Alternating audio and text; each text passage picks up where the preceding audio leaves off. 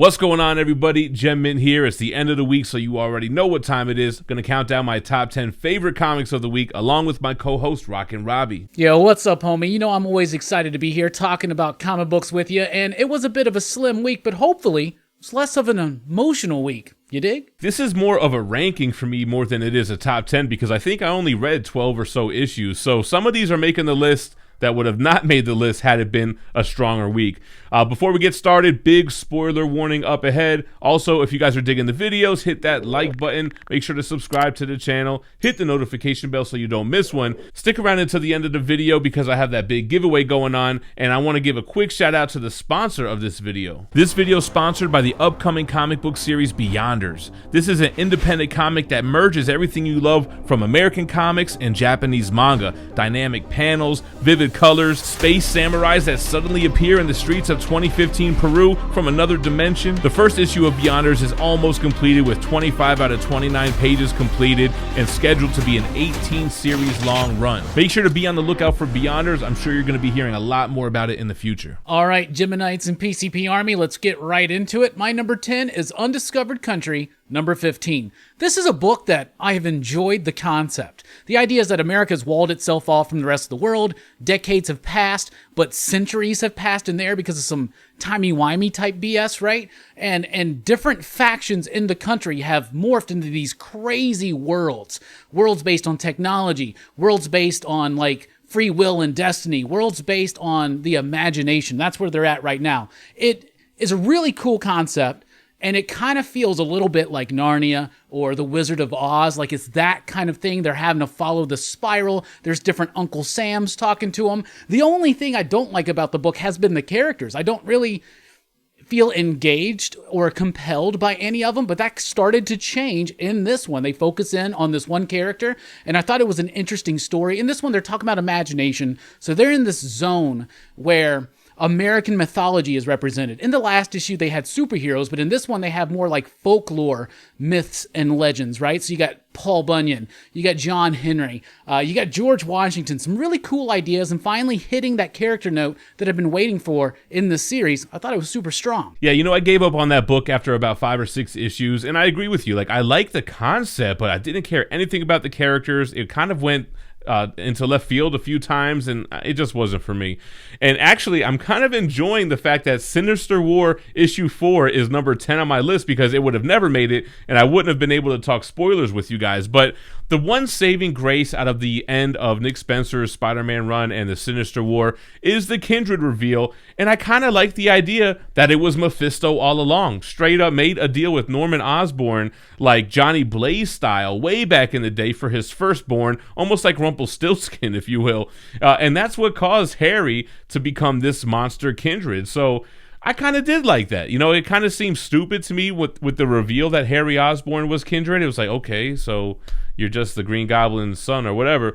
But I kind of like that reveal. The issues, yeah, I mean, this is worse than like a season of Dragon Ball Z where the guy's charging up for like 5 episodes. Like, nothing happens from issue to issue. It's this big fight. It turns out Kindred or Norman or Mephisto or somebody was really behind all these Sinister Six teams going against Spider-Man, and Dr. Octopus saves the day. Mark Bagley, it's not the Bagley from the 90s that I love.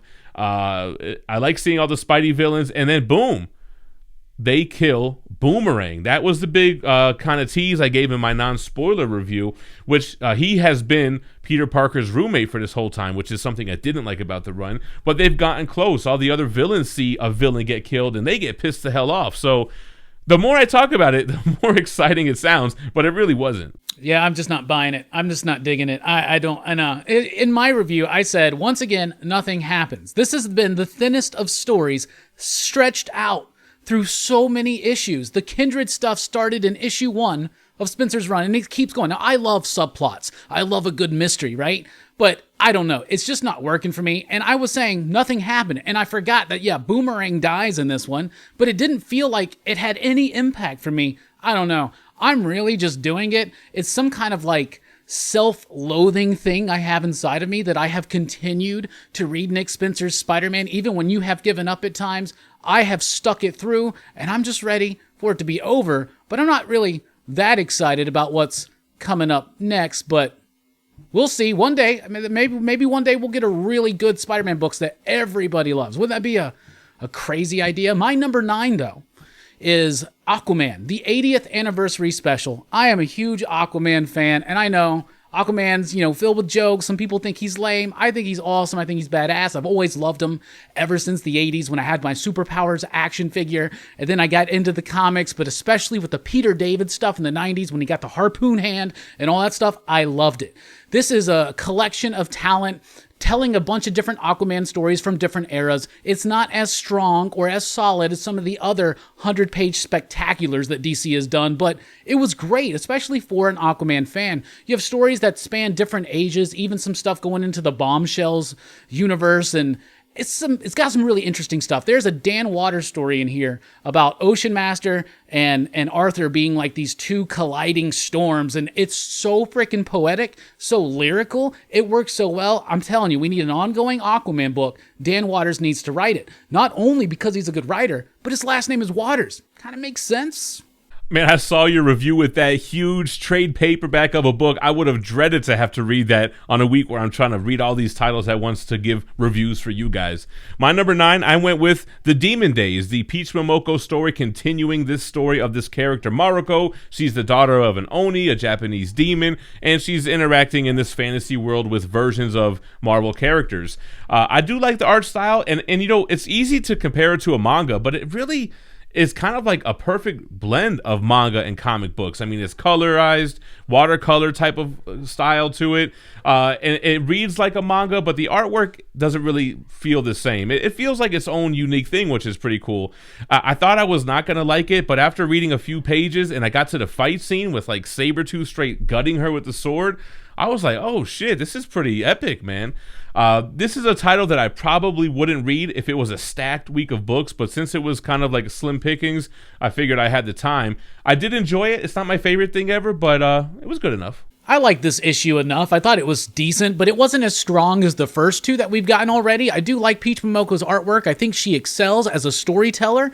I just felt like this one felt a little bit more clunky, a little bit more rushed and maybe sloppy, but I do like these interpretations of these characters kind of reimagined as like Japanese folklore characters. That's really nifty and cool to me. For my number 8, I'm going Almost American #1 from Aftershock Comics. I thought this was a pretty solid first issue. It's written by Ron Mars. It's got some really solid artwork. It's expertly paced. It's a kind of based on a true story about this husband and wife who like defected from Russia and they wanted to kind of become American and kind of turn over secrets about the KGB and all this kind of stuff. So it's spy thriller type stuff, but they don't really get too much into a hook in this issue. It's well done. It's got good artwork. It's got a really solid pace. But when you get to the end of it, you're like, damn, it's over. Could maybe 5 more pages, maybe introduce a threat, a conflict. Aside from that, though, it was really pretty strongly executed and definitely worth checking out. I'm not reading that one, Robbie, but for my number 8, I went with Batman Fear State Alpha 1. And as I'm looking at my list now, I think I might have liked Sinister War more than these last 2 books. But you know what? We'll keep it as is. Batman Fear State, it was interesting seeing how the Scarecrow was recruited, how he got out of Arkham, and how he got into this position of power. We see how Batman's been captured and how in Future State everybody assumes he's dead. So like I mentioned in the non-spoiler review, I like how you're getting the missing pieces that were bridging the gap between what's happening in Rebirth or whatever you want to call it and Future State. Fear State's in the middle. It's connecting all the dots. The stuff with Harley and Poison Ivy was kind of weird. I mean, Poison Ivy is like this other entity now, and Harley, having that prior relationship with her, is able to kind of tap in a little bit to try to get her help. I thought those scenes were pretty cool. The art, man, I tell you what, a lot of the art I did not like in this issue, especially like the faces. Harley Quinn's face didn't look like Harley Quinn.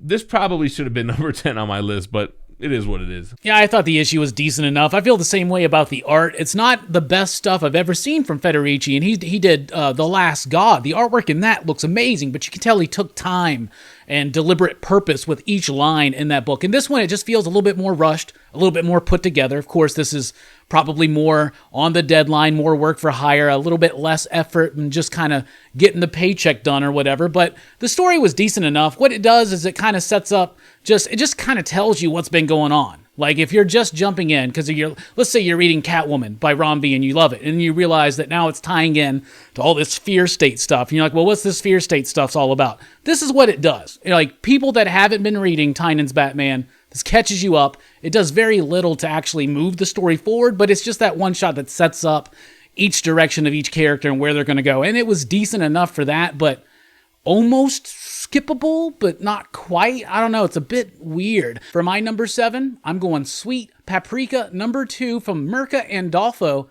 I really liked this book. I've never considered myself a fan of Andolfo's work, but this week alone, I got 2 of her books in my top 10. Sweet Paprika is one of them. I really liked the first issue, and I really liked the second as well. It's about this, like corporate woman named Paprika. She's a demon. This world is populated by angels and demons for some reason, but it works, and it's not safe for work, but it's not crude, rude, and raunchy. It's a bit charming and cute and humorous. It's got a really nice tone and pace to it.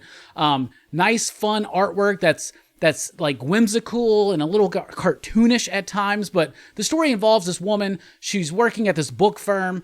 She's kind of uptight. She's kind of sexually repressed. She has a lot of baggage from her past relationships, from her relationship with her father, and she never lets that side of her get wild, and so she gets really uptight about it, and there's just some fun characters going on. Like I said, it's about sex, it's about repression, but at the same time, it's having a lot of fun while playing around with those messages. I think this is a really great book, but like I said, don't read it at work. You might want to read this one in a corner in your basement downstairs. That's that not safe for work. I'm not reading that one. It's funny when we send each other our lists after we're done reading them, and our lists were so different. You're just reading so many titles that I'm not reading, like Sweet Paprika.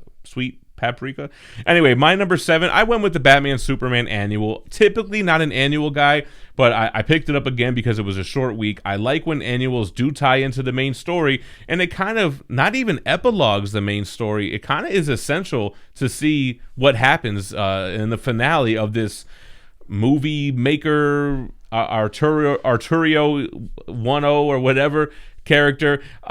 I like how they play with the storytelling aspects. It's a flip side book, and you can read the first story or the second story. Either way, you meet in the middle.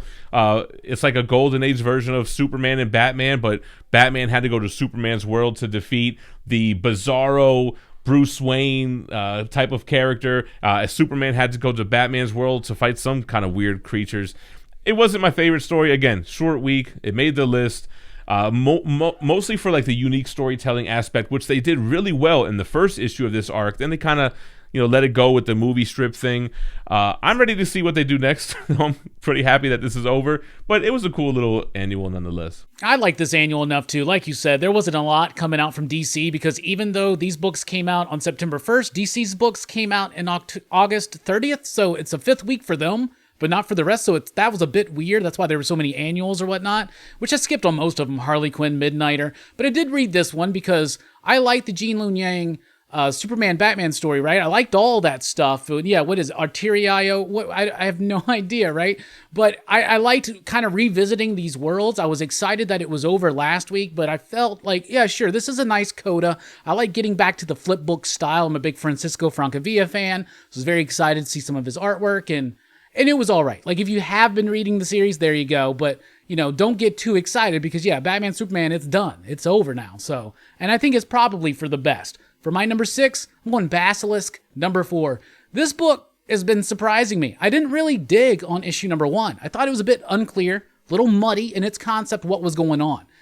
Issue 2 was better. 3 was better. 4 is better. This is a book that keeps getting better. Cullen Bunn's doing a great job with that story. These characters, they're like these godlike beings. Their powers are based on senses. One of them is turned against them.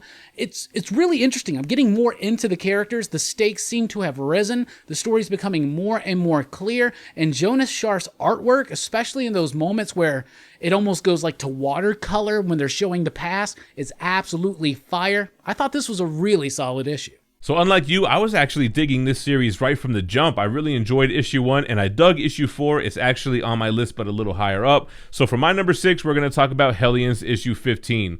Now, Hellions, I think we both kind of feel the same way about this. It's like one of the stronger X titles, but we're kind of in this realm of like, does it even matter? Like, who cares? We're still talking about stuff that happened during Ten of Swords. Like, no other X title's talking about that. I do like the Sinister stuff. I like the big kind of like revelation on how he set up the Hellions team and how Psylocke was a part of it because he has her daughter captive.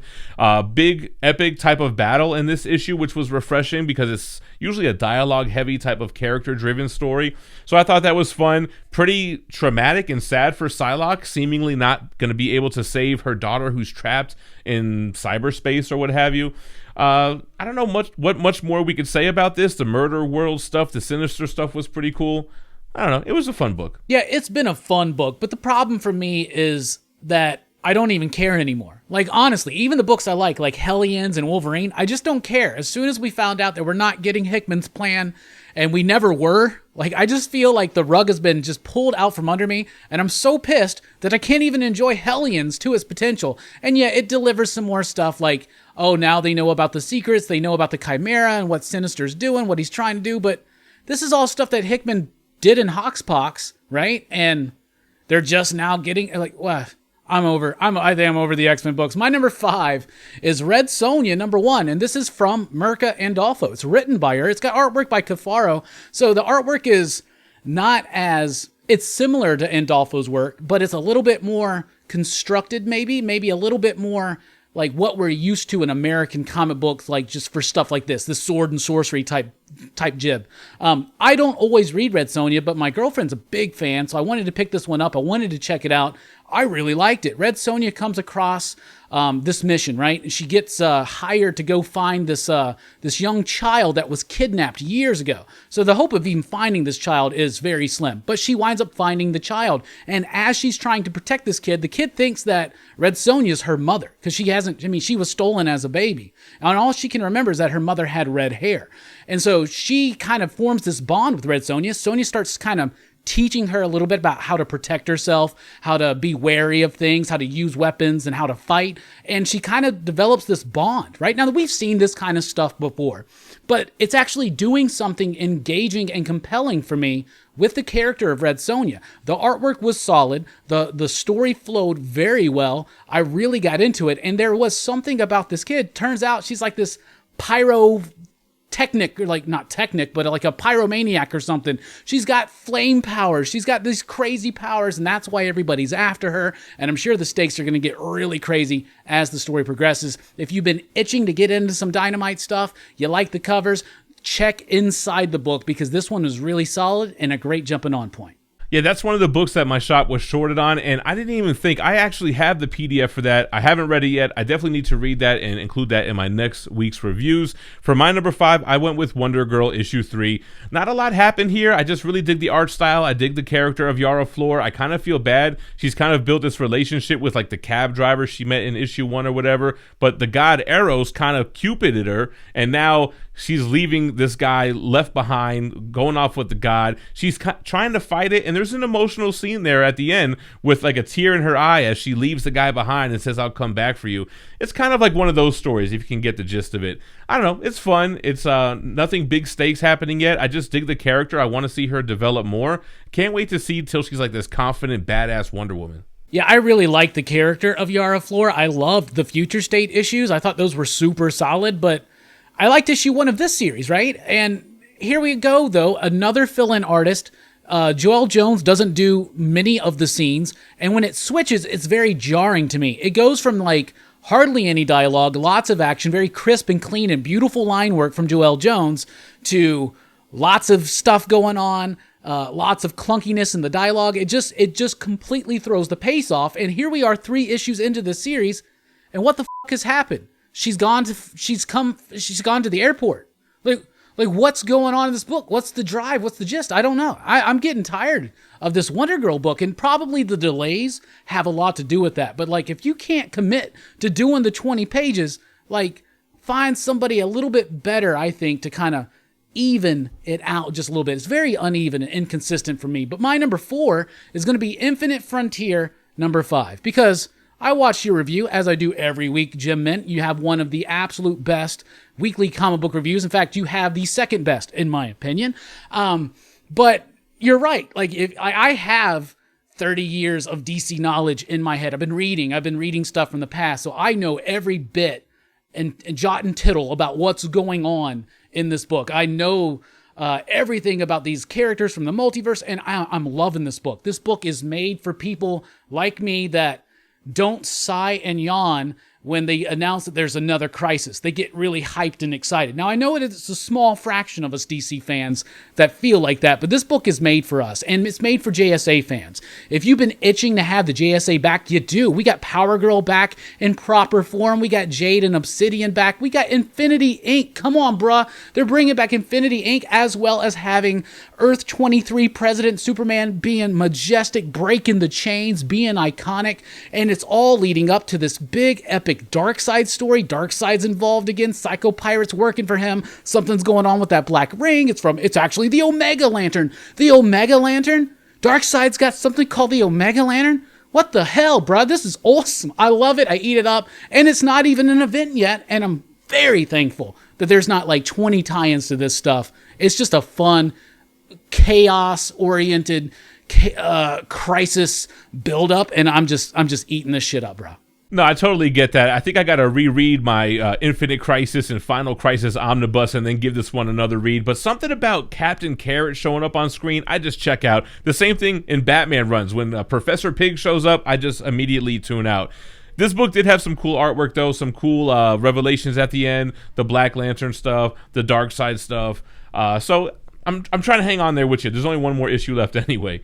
Moving on to my number 4, I'm going Basilisk, issue 4, Cullen Bunn. Digging this big, huge battle. I kept asking myself, how is this human going to hang with these godlike type people that have eerily come down this mountain, not remembering who they were, not knowing how they got powers, then remembering and abusing the powers. It's kind of a cool concept, except for the character that's with the human who has remorse. She feels bad. She doesn't want to roll with those guys anymore and ends up kind of coming in clutch at near the end of this woman's kill box type of setup trap that she left for them. Awesome battle. Epic battle, I would think. And I'm excited with this series. I want to know more. I want to know how these people got their powers. Is it experiments? Are they gods? Are they aliens? What's going on? But I'm liking the pacing. I'm liking Cullen Bunn's storytelling, and I'm digging the characters and their power sets, especially the bad guys. Some of them are some real assholes. Yeah, I've been liking it. I just want to know. I wonder how long the series is going. I hope it doesn't wrap up in just 1 to 2 more issues, because there's a bunch of stuff that they can still get to. This has got potential to be something. For my number 3, I'm going Dark Ages, number 1. Tom Taylor doing what he did at Marvel, kind of like what he did over at DC with Deceased, right? But this isn't about zombies or the anti-life equation or anything like that. It's about basically an EM pulse or something that hits. So like there's this like celestial type being that's in the earth that's like super powerful. And so they have to, Doctor Strange has to do this like mystical spell that's going to like take out all the electricity in the world, and it doesn't go away. It's like he dies, but the portal stays open, so they lose all the power in the world, and it just goes to no power, right? And it changes the world. But it was really cool. It was really fun. It was cool to see these characters in these events. It's an Elseworlds what if type story, so you get to have high stakes, you get to have character deaths, you get to have those emotional moments. Talking about emotions again, but you get to have that. That's what Tom Taylor does and what he does very well. This is story and character focused. I really liked it. I thought it had a nice jive to it. I thought it was super solid and a big event type thing. That's not an event. And those are cool in comics, and I approve. Yeah, I really dug Dark Ages as well. I kept reading this title thinking it was Dark Agnes. Like, I don't know what the hell I was thinking about. This is higher on my list. I'll speak on that in just a moment. Number 3, I went with Spawn 321. Holy shit. Spawn has kind of been kicking it up a notch. First of all, we get the revelation of medieval Spawn. It's the guy Mark. It's the guy behind the computer, or the guy in the chair. What do they say from Far From Home? It ended up being him the whole time. That's how he's slipping in and out of the headquarters. And then, like I mentioned in my non-spoiler review, the stakes are so high in Spawn recently. You had the attack on the children in King Spawn 1, and this one you're dealing with like the sex trafficking thing and attacking the abuser, and he's sicking the dogs on Spawn, and it was dope, man. Like, It's action-packed. They're kind of giving us revelations and what we need to know about the main story, but incorporating these little subplots that are hitting home and reminding me of like single-digit Spawn issues. Yeah, I really like Spawn 321. I really liked it because of those revelations about medieval Spawn. And I loved how they even took the time to have that page there to kind of explain who medieval Spawn is, where he started, how he got through, and where we are now. I like that stuff. I liked everything about this issue. The only thing is that, Al Simmons has always been up to an 11 since the very first issue, right? We know this. Man, this dude is on a 23 right now. Like, he's just like, get out of here, you're fired. I don't want anybody around. What's going on? Spawn, get your head out of your ass, and you could probably actually do something about the situation. But I like Spawn. I think it's a fun book. It's consistent, and it's $2.99 cardstock cover. Come on, Marvel. Come on, DC. Todd's been calling you out. You have no answer. My answer is my number 2, Geiger. Geiger number 6 from Image Comics. Jeff Johns, Gary Frank, Brad Anderson. This book blew me away. I'm all for it. Geiger has been freaking exceptional. Jeff Johns has been crafting a really great story that has that human emotional punch. It's got the big flamboyant superhero explosive action. It's got cool concepts. And now we don't just get a really great resonating finale to the first arc of Geiger, and there will be more in the future. We get the expansion of the world, the revelation that there are these certain archetypes of American heroes, and they keep going back centuries, right? And we are introduced to one of them here, the Robot Joe or whatever his name was, and that's going to be the next series, and it's Gary Frank, and it's Jeff Johns, and they're committing to this bit, and I'm all freaking for it. It was extra size, it felt extra special, it felt extra resonating and extra explosive. I love this book extra well. It's my number 2. And funny enough, it's my number 2 as well. And yeah, man, I thought we were going to get away with the emotional books this week, but this one pulled at those emotional strings as well. Geiger's got to save the kids, man. You can't leave the kid here. He's got cancer. They're going to try to kill him. Geiger saving the kids, this epic, explosive, huge finale, seemingly the death of Geiger. However, it's hinted that he'll return. The story is just the beginning. A new villain that he had to face that he wasn't able to like radioactively melt. The kids kind of being able to soothe him since he can't control the powers. His batons get broken. It's an epic brawl. I absolutely loved it. I'm actually looking forward to this 80-page spectacular, which I can't even believe I'm saying that. Typically, I can't stand those oversized books like that, especially for a new comic book day, which is funny because I like omnibus, but I don't got to read them all in one day. Anyway, totally dug Geiger. Super solid 6-issue arc. Excited to see where it goes.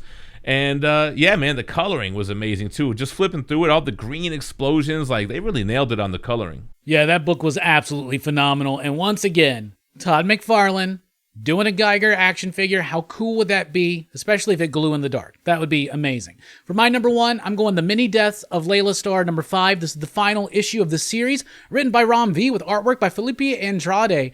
This book is magnificent. This book is freaking fantastic. It's phenomenal. I think that this, as of right now, where we are at the beginning of September, to me, this is the book of the year. This is the best comic book I have read in 2021.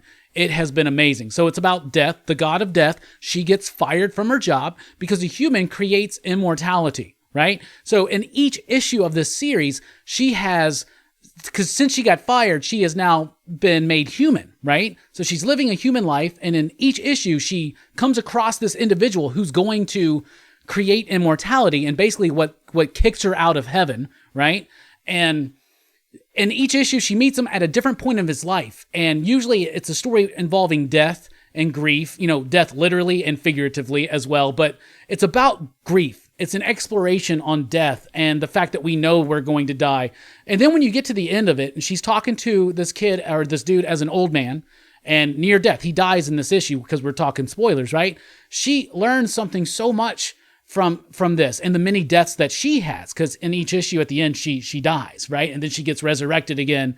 And this book, the way it was put together was so poetic and lyrical, and this issue is actually called Poetry, and there are some poems that are used throughout it.